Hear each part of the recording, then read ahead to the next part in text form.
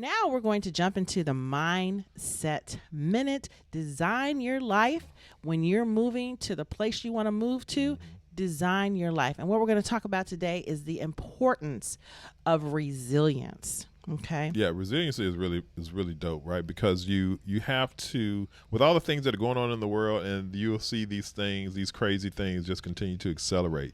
And so you want to make sure that you are being mentally resilient regardless of what's happening in your life. Right. And so we just thought that was a great dovetail into the mindset of moving, adjusting your family, right? Much like some of the questions that we received earlier today about making things seamless. So you definitely want to make sure that you're exercising some of this mental resiliency to execute your life and designing the best scenario for you and your family. Yeah, so the first point about resiliency is resilient people have a positive image of their future. Right. They maintain that positive outlook, and they think that there are going to be better days ahead. So when you think about your move, right, relax, get into a state of mind of everything I do is going to be good. Right. Everything I do is going to lift me and my family up. My kids are going to make friends. My kids are going to do well in school. The people at my new job are going to like me. My business is going to flourish. Yes. When you start thinking about that, you're going to be resilient to any challenges. Yes. Right? Because you're Yes. going to see them as small. You're going to see them as moot. I hope somebody picked up on those the affirmations that you were just dropping right there. It's I all like about affirmations, y'all. affirming what it is that you want. Think it first, though. Call those things that be not as though they were. Think it first. That's how you manifest it. There you go. Speak it. What's another point that resilient people have, baby? Yeah, I think having those goals in place, right? I saw a piece on I think it was Denzel Washington that had these young actors around him, and he was dropping it on them. He was like, dreams without goals are just dreams. That's all, y'all. Right. And so I think that when you unlock that piece, right, and understanding having those solid goals and the desire to achieve those goals is going to help you manifest those dreams that you have. So one piece of resiliency is having those goals in place. Yeah. And so now as you begin to pursue them, you have these checkpoints along the way to show you your progress. So I think that's a really powerful thing. Yeah, that's super powerful and it's going to help you when those challenges come up. Another thing is resilient people are empathetic and compassionate. Right.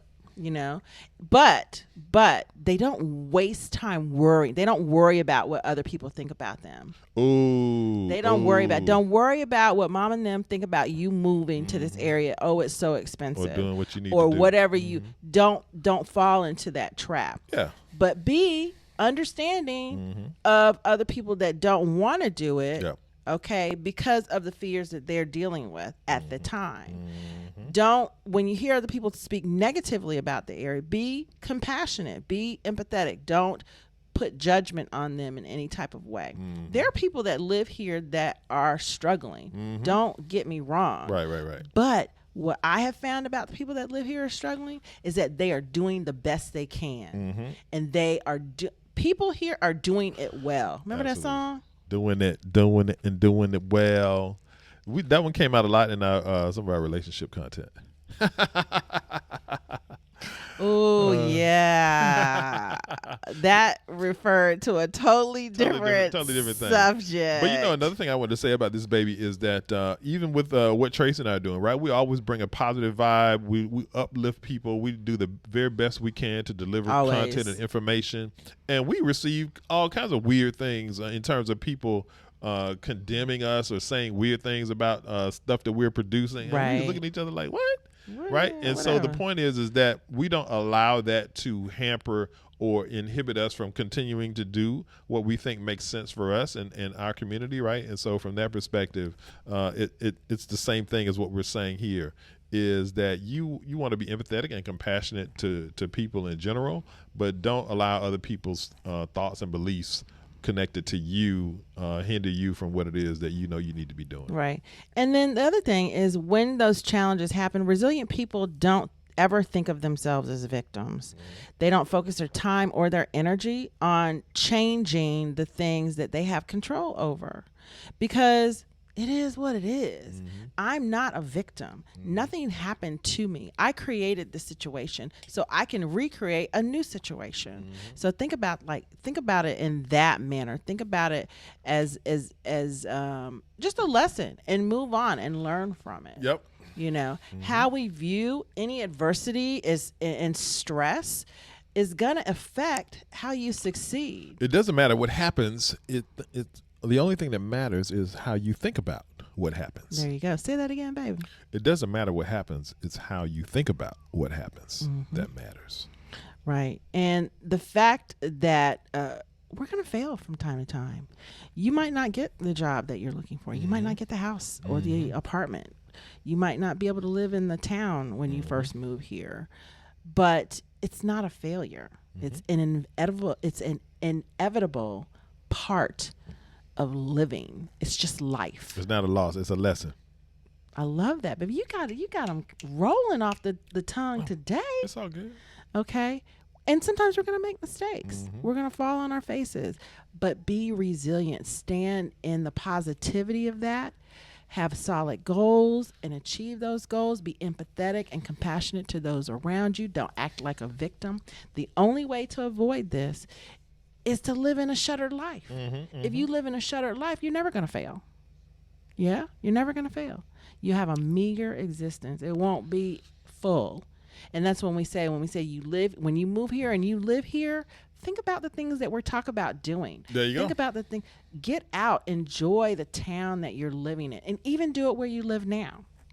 Okay? I never lose. All I do is win or learn. All I do is win, win, win, no matter what. How you trying to take over my singing game?